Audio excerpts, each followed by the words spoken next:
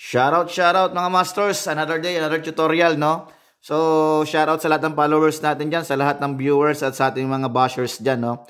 So, meron nga pala tayo by request ng ating isa sa ating mga pasugid at tagapanood at mga followers natin. Hingi doon ng diagram nitong ating safety relay na akin pinost, no? So, ngayon, ito ginawa ko na ng pictorial diagram para madaling maunawaan, no? So, kung mapapansin niyo, ito is relay to. So, R1. So, ito mga normally closed ni R1, no? So, ito naman is push button para sa reset natin, normally open. Ito ay ating sensor 24 volts, no? Then ito yung ating safety relay. Ito si magnetic contactor natin, pwede namang wala muna siya pero nilagay ko na as is para makita ninyo. So, ang mga tagging niyan, nandiyan na lahat ng pangalan niyan from A1, A2. So, lahat nandiyan na. Sunod-sunod diyan. So, kung mapapansin ninyo, ang supply nito ni commercial is naka-direct na yan. A1, A2, so 0 volts sa A2, 24 volts sa A1, no? So, automatic dapat may supply na siya. Okay? So, ngayon, paano siya gumagana?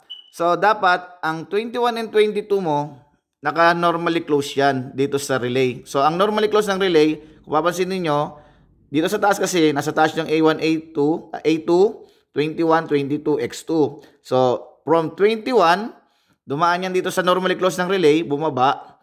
Sa kabilang side, pumunta rito sa ating 22. So, si X2, pumunta naman yan dito sa normally open na push button. Pupunta ngayon yan dito kay S12. So, dito sa kabilang normally close naman, sa another channel niya, kasi dalawang channel yan, K1 and K2, dapat parehas yan, no? So, ang S11, ganun din, pumunta sa normally close ni R1, ni relay 1 natin. So, after ng kabilang normally close niya, pumunta doon sa S12, no? So, yun lang mga master connection yan. So, ito namang nasa taas na to, itong malaking red na to, ito yung 13, no? Supply na 24 volts kasi 24 volts ng ating contactor. So, itong 13, 14 yan, normally open yan. So, pagka may supply yan, magko-close na yan, no? Magko-close. So, yung 13 na yan, lalabas dito sa kabilang side, mag-14.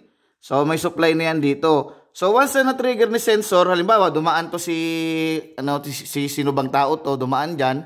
Nakita ni sensor na may nakadaan, dumaan, in any case, na emergency, no?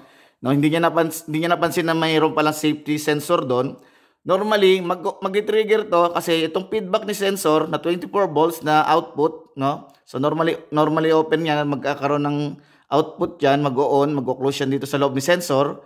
Gagana to si relay. Ngayon, yung contact na to, i-break to ni relay. I-open ni relay yan kasi nag-power on na siya si relay, no? So, pag nawala naman to, nawala siya, so mag-close ulit siya, pero di mo pa siya mapapagana, hindi siya automatic gagana. Kailangan mo munang i-press tong reset button, no?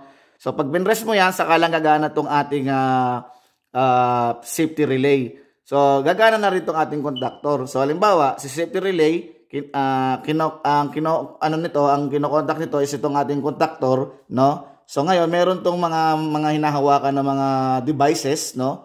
Halimbawa, mga motor. So, pag may nakita, stop agad dapat yung motor. So, yun yung mangyayari dyan, no? So, eto ngayon, susupply. Bahala na kayo kung ano susupply nyo dyan. So, binigyan ko lang kayo ng idea kung para saan yan. Pwedeng relay. Basta 24 volts din yung output mo. So, pwede ka rin maglagay dyan kahit dito. Pwede ka rin maglagay dito. Alisin mo yan. Pwedeng line 1. Papunta sa kabila. Line 1 din yun. Hindi mo na kailangan i-connect dito sa 24. So, depende sa'yo kung paano mo gagawin. Kasi pwede siya sa 220, sa 110 volts, no? Itong isang linya na yan. So, tatlo yan na may puro normally open. May tatlong contact sa ilalim, normally open lahat yan. May isa dito, yung 42, tsaka 41, normally closed yan, no? So, ngayon, ikaw na bahala dito kung anong gagawin mo sa module na to, kung anong i-input mo dyan. Basta yung, pinakita ko paano gumagana. So, papakita ko sa inyo dito sa ating ginawang board, no? So, eto siya. So, ayan, no? Yun siya mga master. So, ngayon, naka-ano pa siya, naka-stop, no? I-reset ko ngayon dito sa button natin, re-reset ko. Ayan, kita nyo, ni-reset ko, gumana. So, ngayon, may dumaan hindi sinasadya, dumaan. Ayan, dumaan. So, nakita nyo, namatay. Gumana tong relay natin, no? So, hindi mo siya basta-basta mapapagana yung contactor kasi nga, naka-trip. So ngayon, i-reset mo dito sa button. Kita nyo ha, i-reset ko ha. Oh, yan, gumana na yung contactor natin, no? So may dumaan ulit. Kita nyo kung gagana yung relay ha. Ano, nakailaw yung relay natin, no? Namatay ngayon to, namatay. So ulitin ko, re-reset natin. Yan. So pinapakita ko sa inyo yung mga contact point niya, 23, ayan 12, 11, A1.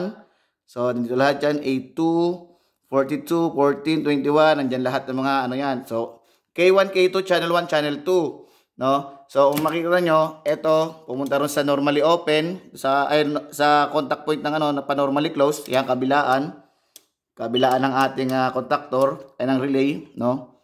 Sa relay natin yan mga master. Oh, ayan. Yan. So, yun lang mga master, no? Yung output ng relay pumunta rito sa ating output ng sensor pumunta rito sa ating relay sa A1 ang relay natin. So, napakadaling sundan lang yung mga master, no? Pasensya na kayo, nagbe-blurred eh. Yan. So, re-reset ko ulit. Yan. Okay. Sana nakakuha nyo mga master yung ating ginawang simpleng paliwanag, no? So, pag dumaan siya dito, pag dumaan tong ating misteryosong tao dito, hindi natin sinasadya, dapat daan siya sa sensor, mag-open ngayon yung contact, mamamatay itong safety relay natin. So, kailangan mo munang maalis yung contact dito, alisin mo siya, or either kung dumumi to, nadumihan, natalsikan ng tubig, na anuhan yung sensor, so punasan mo lang, then i-reset mo siya, kung wala naman talagang taong nandun. So, safety first mga master, dapat lagi nyo titingnan kung may mga tao talaga nandun sa loob, baka sinadya nilang pumasok doon dahil may gagawin. So, bago nyo i-reset, tingnan nyo muna, i-check nyo muna yung, yung area, no? Baka mamaya may gumagawa pala talaga doon, kaya namatay yung, yung safety, no?